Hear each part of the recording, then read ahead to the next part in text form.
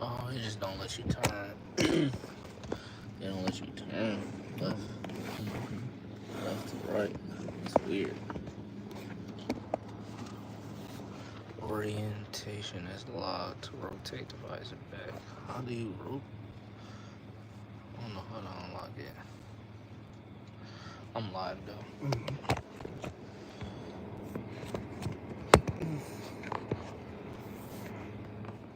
Stupid. I wish you didn't do it like that. Mm-hmm. Oh well. Alright. Mm-hmm. I'll open up. Alright, hey, shalom, shalom, shalom. Shalom. Um, brother Zariah Allah down here at the GMS Virginia camp. I got the brother Hamayah with me. Shalom. Before we get started, like always, want to give all praise, honor, and glory to Yahweh Yahweh, Bahashim. Bahashem, Yahweh Shai, Bahashim. Bahashem, Kadash. Kahabash. Hey, and double honors to our apostles, our elders, and bishops of Great Millstone. Salutations to the hopeful elect scattered throughout the four corners of the planet Earth.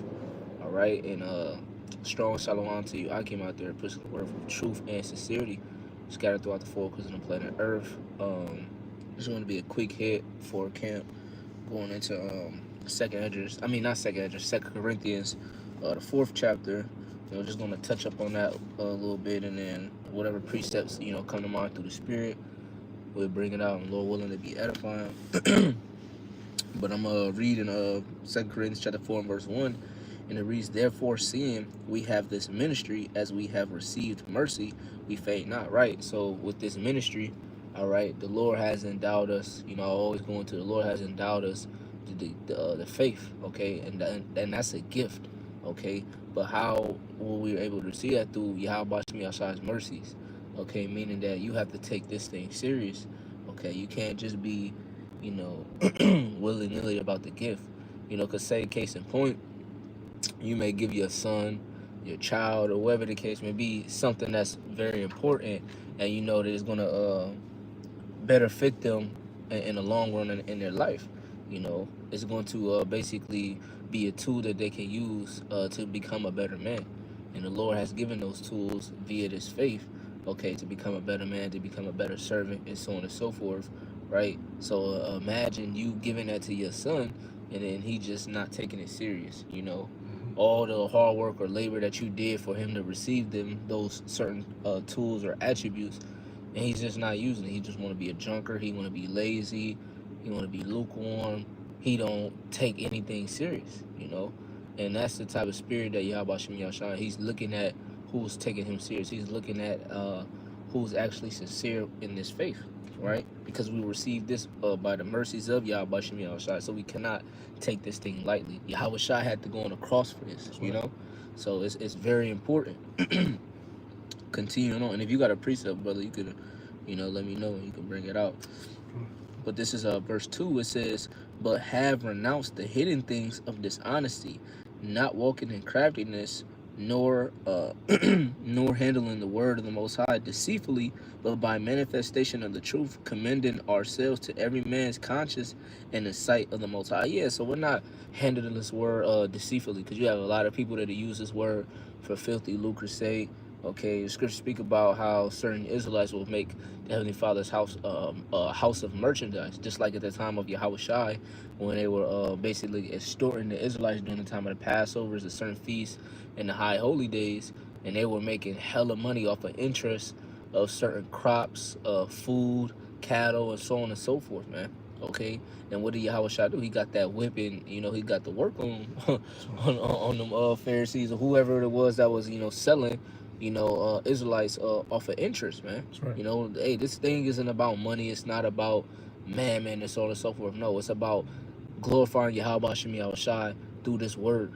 And by doing that, when you see the men on the highways and byways doing this work, hey, that's a glorification to Yahweh Shem Yahushai. Right. You seeing the Lord's works manifold right before your eyes. You seeing people wake up realizing that they're Israelites, right? You see certain miracles. You see the chariots. You see things concerning prophecy jumping off the pages, and it's beautiful to see it because you're actually living in a movie. That's right. That's right. But did you have a precept? I was looking through here, Salak. Let's see. Trying to see. If you didn't, it's all good. I can finish on, but if you do, I'll wait for you to bring it out.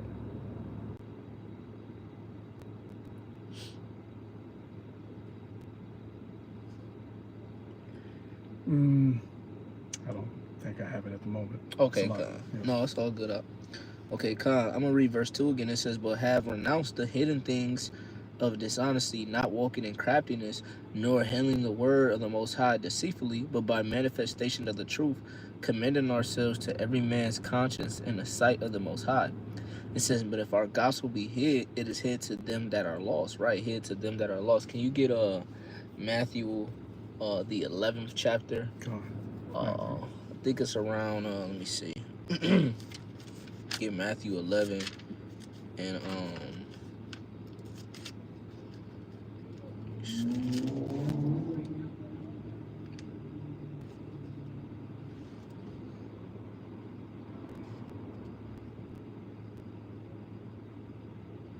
in verse 16. Or start at verse 15. 15, Khan. Baba Kasha.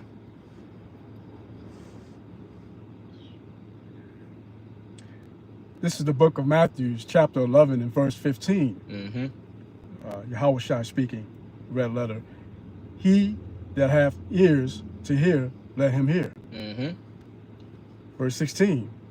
But whereunto shall I liken this generation? Right, this generation, because Yahushua also spoke about through one jot, one tittle, all things shall be fulfilled, roughly paraphrasing. This generation shall not pass. So that same generation during the time of Yahushua is that same generation coming back in the reincarnation here in these latter days. All right? You can keep going. It is like unto children sitting in the markets Yep. and calling unto their fellows. Sitting in the markets. So what's the markets? The highways and byways, the chief place of concourse that the book of Proverbs, the first chapter, speaks about. Okay, wisdom crieth out in the chief place of concourse. These are the marketplaces. These is where people go and they do their shopping, where there's heavy commerce going around. They got certain businesses established, right? College campuses.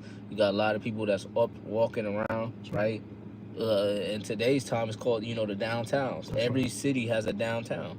Every city has people where they're constantly walking. It's like a melting pot of all different walks of life in downtown, you know? So this is the marketplace, right? That's right. Read it from the top again. Come on, this book of Matthew chapter 11, verse 15. He that have ears... The very last verse you was reading. Verse 16. Verse 16, Salak. Yep. Book of Matthew chapter 11, verse 16. But where unlike unto shall I liken this generation? It is like unto children sitting in the markets and calling unto their fellows. Yep, calling unto their fellows. Meaning what? We're calling our people to repentance. We're telling our people about the children of Israel. We're telling our people that they are the children of Israel. We're telling our people about Yahweh B'Shem Yahushua. Right? We're telling them about the evil days that are fastly approaching us, and that if you don't repent or turn back to Yahweh B'Shem Yahushua, you're going to be destroyed with the rest of these heathens. That's right. You know? Keep going. Go on. In the markets and calling unto their fellows. Yeah, fellow Israelites. Keep going. Verse 17. And saying, we have piped unto you, and ye have not danced. Yeah, we have piped unto you, but ye have not danced. What does piped unto you mean? Meaning we're singing a song. Yes. We're singing this gospel. We're singing this word. But we're not actually singing. Spiritually, we singing, meaning that we're teaching this word, all right, on the highways and byways, and we're bidding you to hearken unto the words of Yahweh B'Shem Yahushua before it's too late. All right, keep going. We have mourned unto you, and ye have not lamented. Yeah, we mourn unto you, but you have not lamented, right? You know, we piped on you, but you ain't you ain't getting jiggy with the song. You ain't hearkening, you ain't listening, you ain't taking heed to it. We mourning them. We telling you that you should be mourning, not in laughter and joy, right? You should be pissed off that you in captivity, you know? But the average Israelite ain't thinking about the Lord. They ain't thinking that they are in captivity, right? But hey, when that grace period shut up, what's going to happen? He is going to be allowed to put his hands back on you again. It's going to be like that plantation slavery, man. That's right. All right, with chains and fetters of irons on your neck and so on and so forth.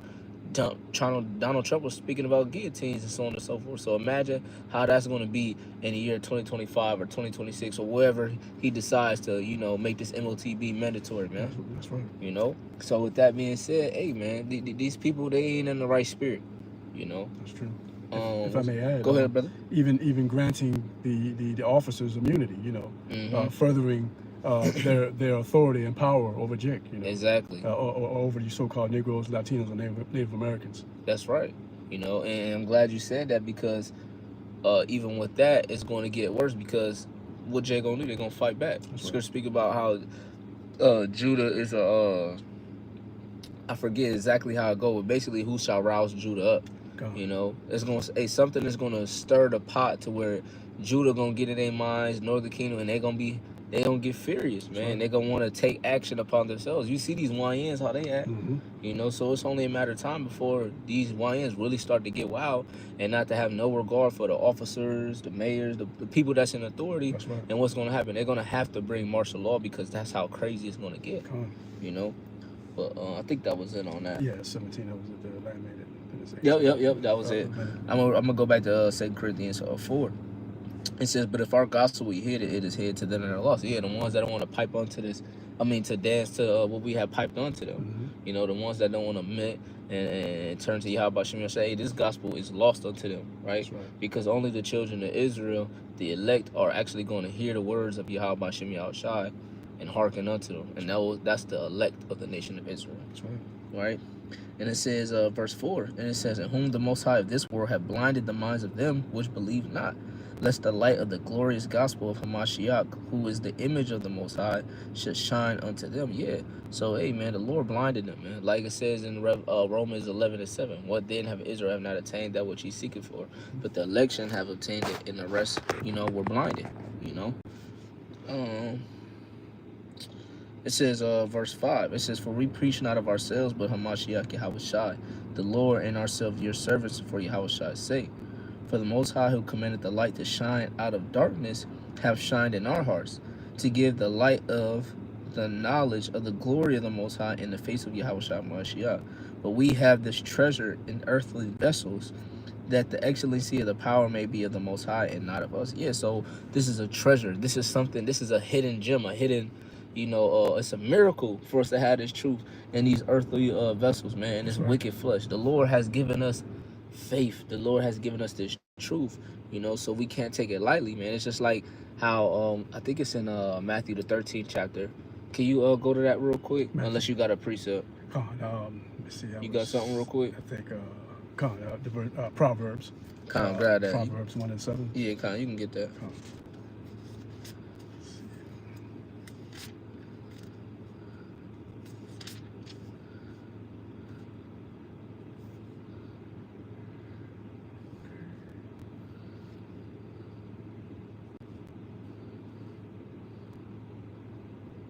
Okay. This is the book of Proverbs, chapter 1 and verse 7. The fear of the Lord is the beginning of knowledge, but fools despise wisdom and instruction. Yeah, come on. Hey, the beginning of knowledge is the fear in Yahweh Shem Yahushai.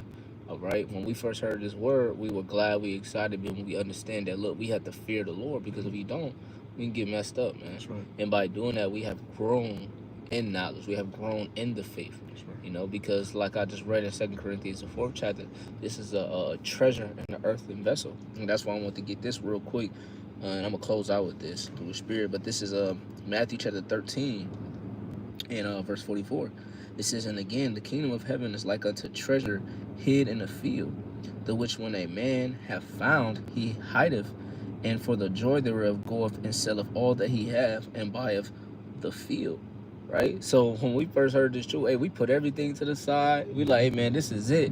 This is how I want to live my life. You basically devoted yourself to Yahweh Shem Yahushai, said nothing else matter but serving the Lord Yahweh Shem Yahushai. Right? Because you understand how precious it is. Okay?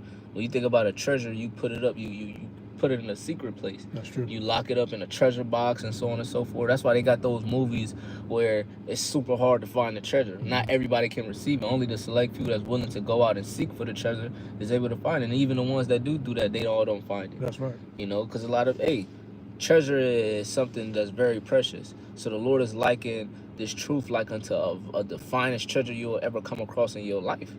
And he has it kept in store, man.